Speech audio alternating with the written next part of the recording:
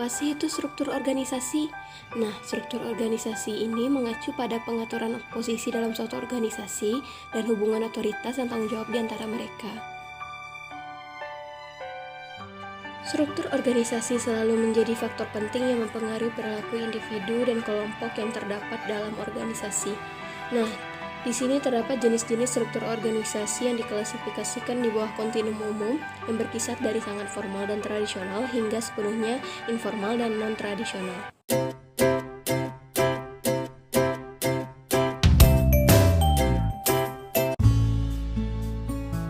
Yang pertama itu ada struktur organisasi tradisional, yang disebut juga dengan struktur mekanistik atau birokratis, yang secara formal telah menetapkan peran bagi anggotanya sangat didorong oleh aturan dan stabil dan tahan terhadap suatu perubahan.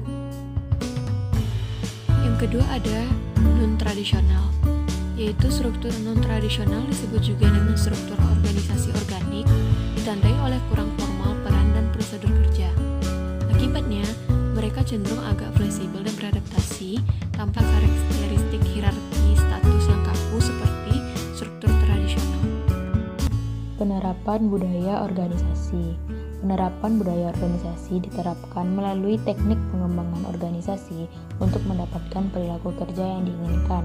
Biasanya menggunakan prinsip ilmu perilaku dan prosedur yang membuat karyawan dapat meningkatkan kinerjanya secara lebih efektif. Teknik yang pertama adalah umpan balik survei.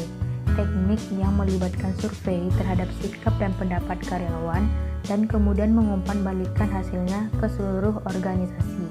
Ide karyawan untuk dapat mengekspresikan pendapat mereka dengan kuesioner anonim atau rahasia.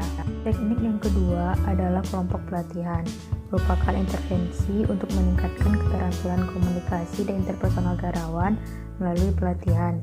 Biasanya dilakukan di lokasi yang jauh dari tempat kerja selama 3 hari sampai 2 minggu dengan melibatkan orang-orang yang tidak saling mengenal.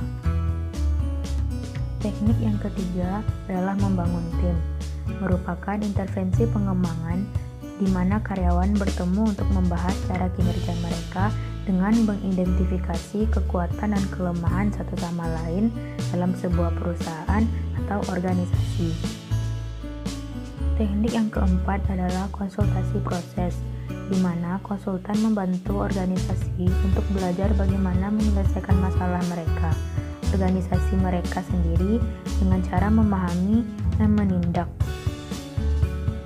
Teknik yang kelima adalah manajemen dengan tujuan, di mana bawahan bekerja dengan atasan dan mendiskusikan juga menetapkan tujuan kerja bersama.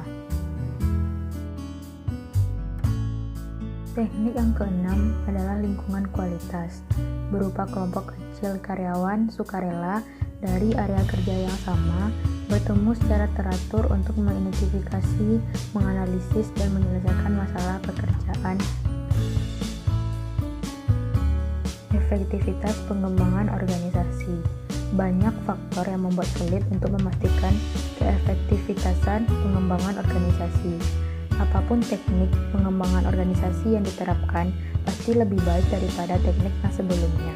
Keberhasilan dalam pengembangan organisasi butuh waktu yang lama untuk dilihat dan diperlukan evaluasi. Dua adalah kelompok pelatihan, merupakan intervensi untuk meningkatkan keterampilan komunikasi dan interpersonal karyawan melalui pelatihan.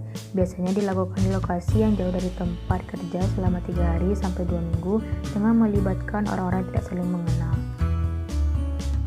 Teknik yang ketiga adalah membangun tim, merupakan intervensi pengembangan di mana karyawan bertemu untuk membahas cara kinerja mereka dengan mengidentifikasi kekuatan dan kelemahan satu sama lain dalam sebuah perusahaan atau organisasi.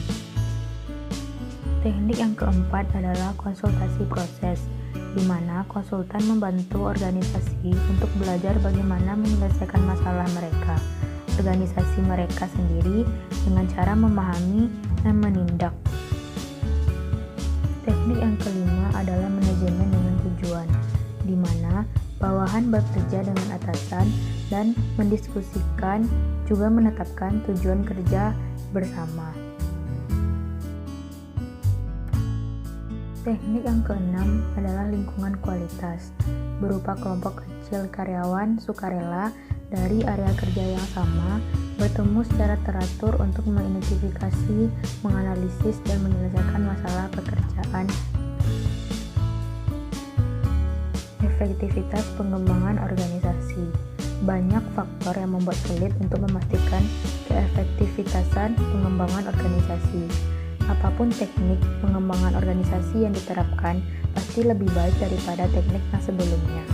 Keberhasilan dalam pengembangan organisasi butuh waktu yang lama untuk dilihat dan diperlukan evaluasi.